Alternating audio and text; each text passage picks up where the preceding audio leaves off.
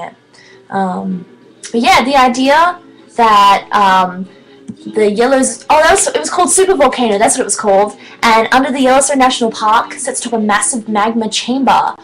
And it will probably take out most of the people living between the Rockies and the Appalachians next time it erupts, which could literally be tomorrow!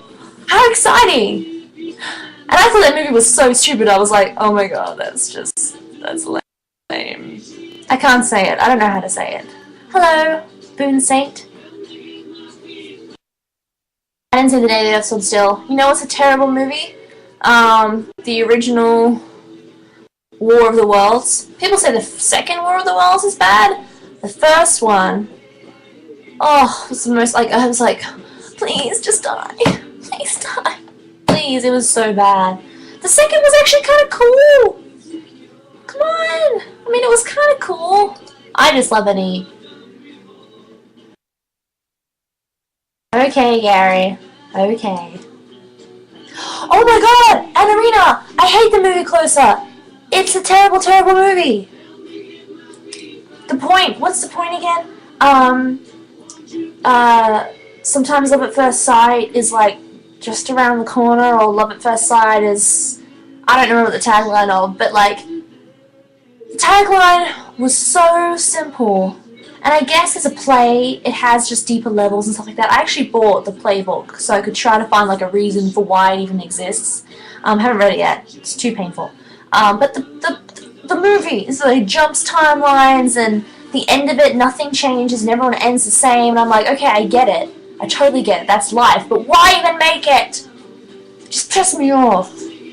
Titanic was awesome. Haven't seen Lost in Translation. The movie 1408 was okay, but pretty stupid. I actually really loved Atonement. I thought it was beautifully shot. The 5-minute still shot was incredibly well done.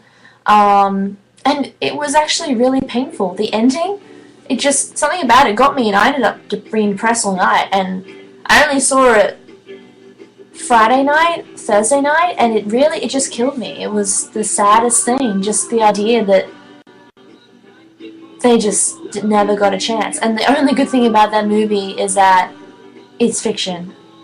But the worst thing about it is that if he's actually recounting real events, like obviously the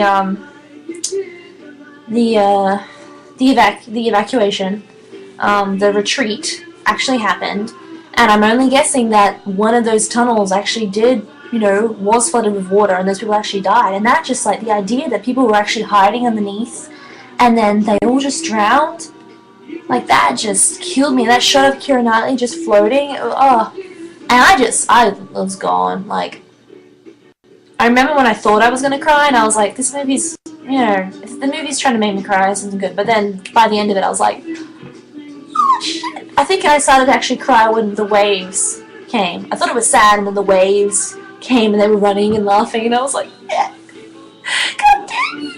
And I actually started reading it, and it's amazing how accurate he is to the book. I've only just read, like, the first chapter, and I was like, in the first, 5 frames of film, I was like, whoa, this is amazingly accurate and well done and crazy. So yeah, it was great. Atonement, we're talking about Atonement. I'm talking about Atonement, I'm not listening to anybody else. I didn't see The Curious Case of Benjamin Button. I want to. I'm going to give myself 2 minutes to complete a 10-minute session, and then I'm going to go. Okay, Cloverfield.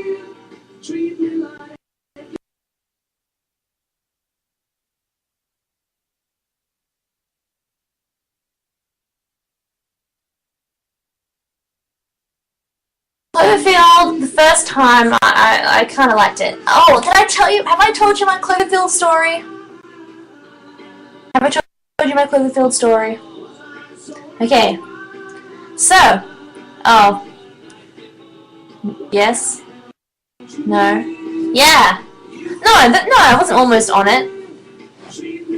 Yes, I did. Alright, so, okay, big story. For me anyway. I saw the movie Cloverfield and I was like, oh, that's cool, whatever. And then I went back to my Hotmail account one day and I was cleaning it out, and all of a sudden I looked at my inbox and I was like, oh, is that It's titled Cloverfield. Okay, what is this? And then I opened it, and it was like from my old manager, and it was like untitled, kind of untitled, like untitled. They were giving the name Cloverfield as like a code name that ended up being called Cloverfield.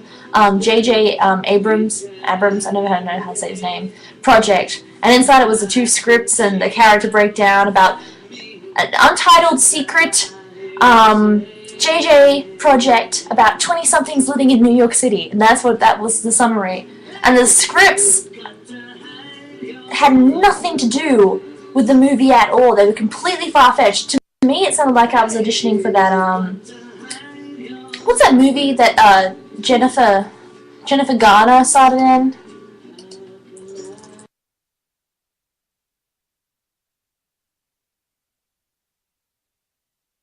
No, not the movie, sorry. What was it? Alias. It sounded like Alias.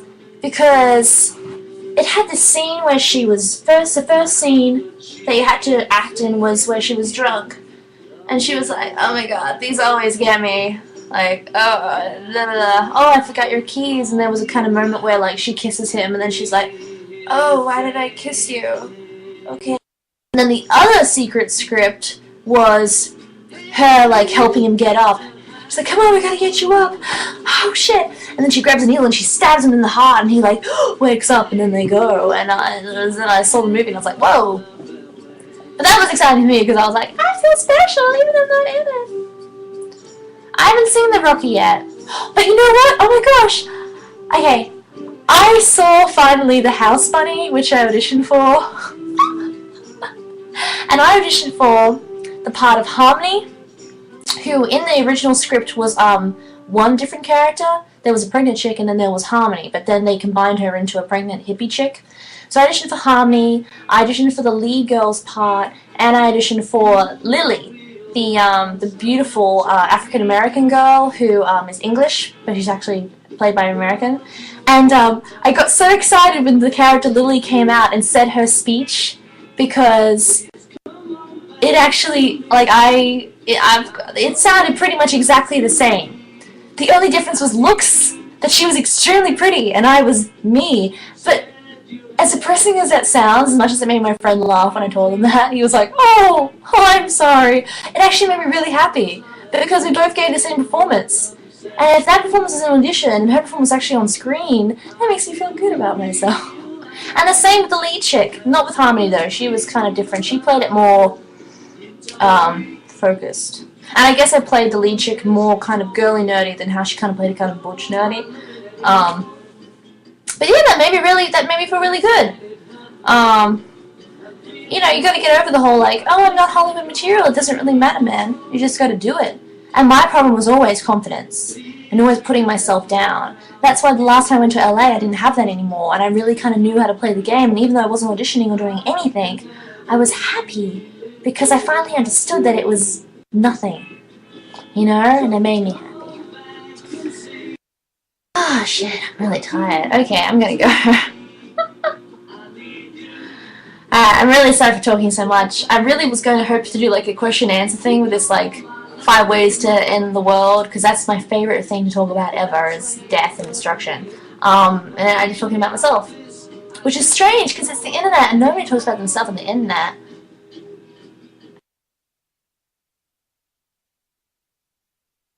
Alright. Peace, love, and Cocoa Pops. I really think that could be Bruce Willis's love child.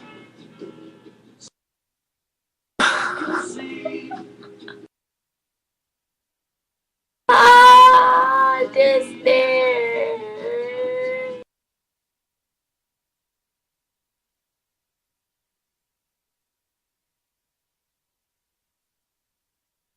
Why does Sebastian... What room? What are we trying to fill?